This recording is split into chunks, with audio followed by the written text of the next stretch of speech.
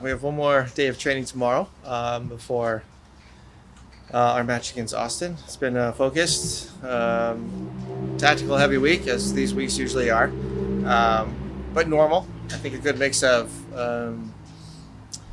being relaxed but focused is always important. At the same time, enjoying what you do, and I think the guys have done a great job of that so far. And we'll look to add another day of that tomorrow to put a good performance in on Sunday. Everybody healthy and available? Yeah, for the most part, it's a question mark with Eddie Segura, but for the most part, other than that, everybody is healthy and has been training. Is Gardner ready for the week? He's also part of everybody. Hey Steve, obviously we know that us in the city has been a bit of a struggle for you guys this season. What's made it difficult in those two matches that you guys had in the regular season with them? Two completely different games. They have no effect on Sunday's match. Different players in the field in each match is different stories. So completely detaching Sunday's game to those two. Like I said, just different set of circumstances. So the game here we all saw, statistically very dominant. Unlucky with a few calls as well. We're naive in two moments, and that was the game. And then there had a poor performance, and but again, statistically, also not the worst performance. If you look at expected goals, if that's important to you. So very different games, different players in the field for them as well. So I don't think it has any bearing on Sunday. Steve, can you talk about Denis Bouanga? What you liked about his work rate? Obviously, we know he had the brace against Galaxy. Can you tell us a little bit more about him and what you've enjoyed? Denis is the complete package. He's coming from a European environment, which is very high level. He works hard defensively. He's tactically disciplined. He can press. He can beat players 1v1. He can beat players physically with his speed. He's good in the air. He has a good finish. So he's the complete package. Steve, right here, Crystal, KCLA. So nice to meet you. Going back to the semis, I think that goal in the 93rd minute still etched in everyone's mind.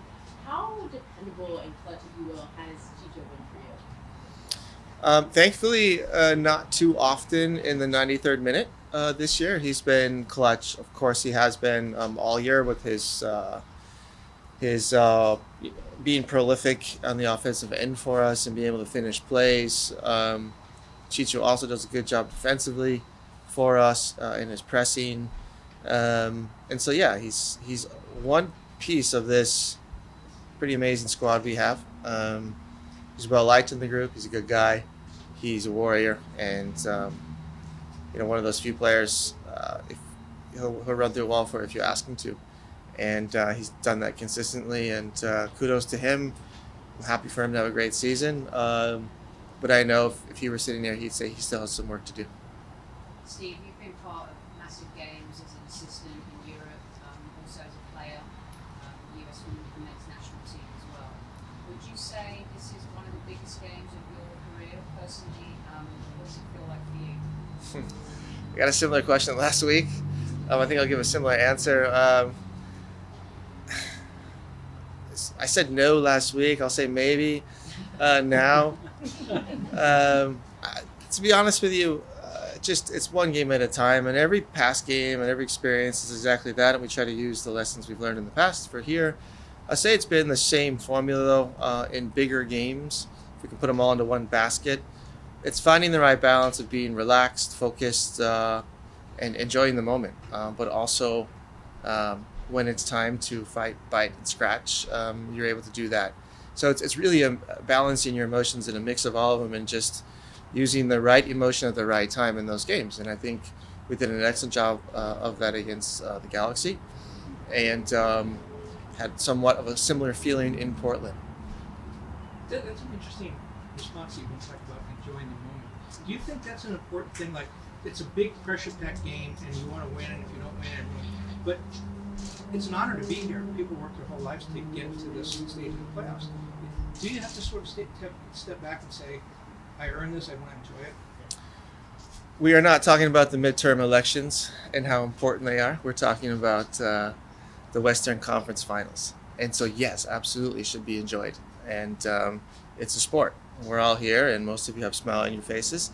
And so I think you have to understand the moment and the bigger picture we are in the world. And if we can't enjoy this, then I'm not sure what we can enjoy. You need to tell the players that, or do you know that? I don't need to tell them now. This has been my message all season. And for those of you who've seen training, I think you have a good idea of how we go about our business here. Steve, you were nominated for Coach of the Year. Obviously, you didn't win, but you're a coach that we've come to learn. You put your players first. But how does it feel to be recognized in your first year and to get the votes? I know you came in, you didn't get it, but how did it feel to get recognized by the league? I'm happy for the technical staff to be recognized. Ante, Mark, Oka, and Robbie, and everybody involved in the performance staff as well. They've done a fantastic job. So for them, I'm very happy for them. I'm happy to talk about the players. Steve, similar circumstances to 2019. Obviously, you get Western Conference semis, you beat the Galaxy, and then fall short in the conference finals. It seemed like it was almost beat the Galaxy in 2019. You weren't here clearly with the club. Beat Galaxy in 2019. It was hard to let go for that next match, or something just didn't carry over.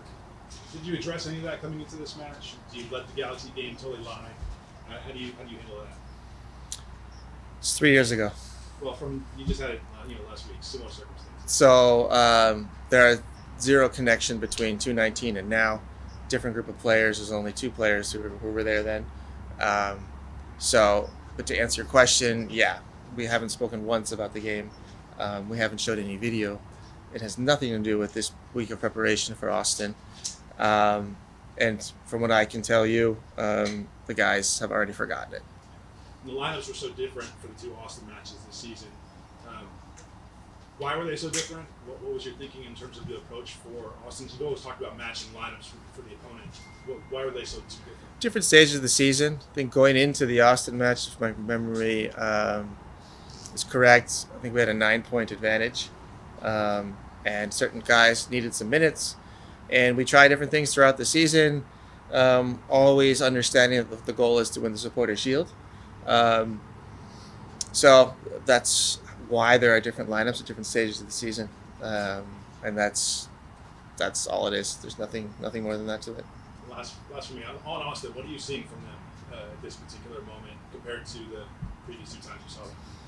It's a fun team to watch. It's an exciting team. A team who is extremely dangerous, who can score a goal at any moment at time in the game. And that's something we understand. We have a special player in Cherundolo and a few others, but most notably him. They have the ability, when they need a goal, they can get a goal. And those are tools that they have had all season, and they still have, and they will use. And they're not afraid to use them. It's also a team who believes in themselves and in their coach. And a coach who's done an excellent job with this squad, and we'll have solutions and possible solutions and answers to our